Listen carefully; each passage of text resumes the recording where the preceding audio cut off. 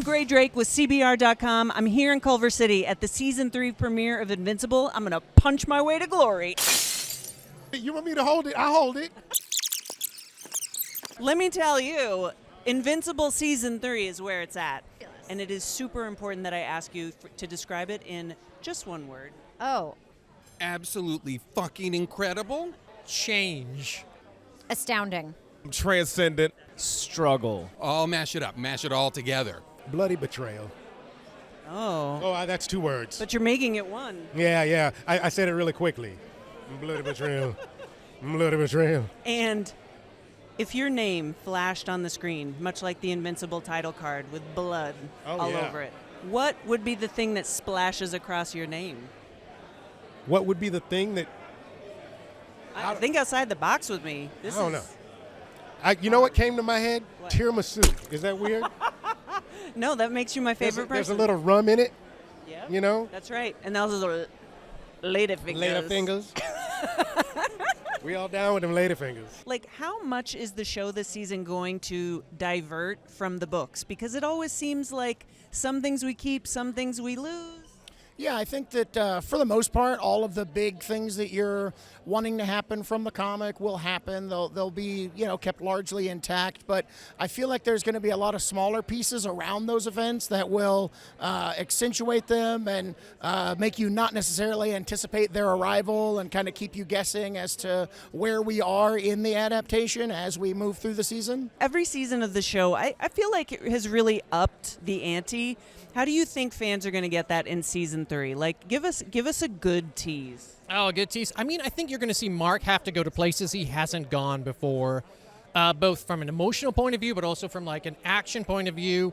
He's going to have to make some decisions he hasn't made before, some decisions I think any one of us would find difficult to make. So that's kind of how, he maybe in his first 2 seasons, the difference between good and bad was a little more clear-cut. Season 3 gets a little more gray, but he has to still make those calls, and that's going to become very difficult for him. What do you think in Season 3 is going to be the most important factor in how Mark has sort of grown up? Like, he's been through a lot. He has, and he continues to grow. Sometimes growing is regressing as well. I think the biggest journey for him will be confronting paradoxical moral quandaries. What do you think what's going on with Adam, Eve, and Mark in this season?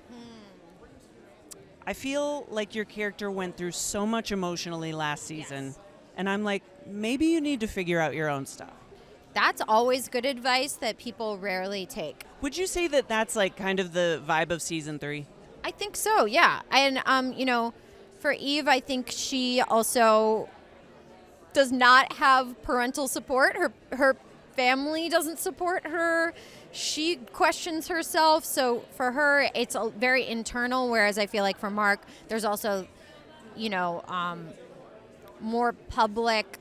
There's something more public about his journey as Invincible, and she's kind of retreated from the spotlight in a way and is just hiding out in that treehouse. Can you give us, like, any juicy tidbits from Season 3? Like, villains. Do you get shot in the head again? Like, anything.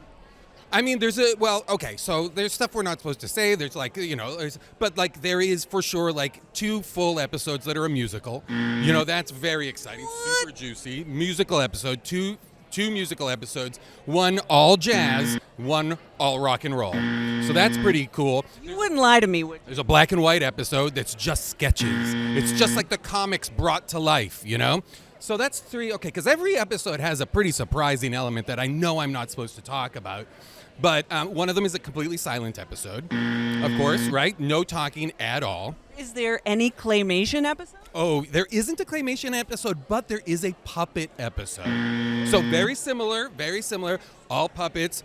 Puppet Rex Splode, Puppet Adam Eve, Puppet Invincible, except for J.K. Simmons' character, which J.K. does live action. Just him. It's not J.K. voicing, it's J.K. live action. Everybody else is a puppet.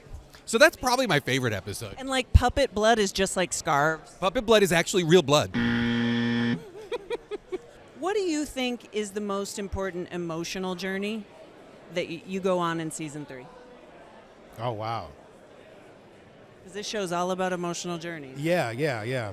And I think with Samson, at least, it's honestly, kind of coming to grips with who he is as a person at this stage in his life. You know what I mean?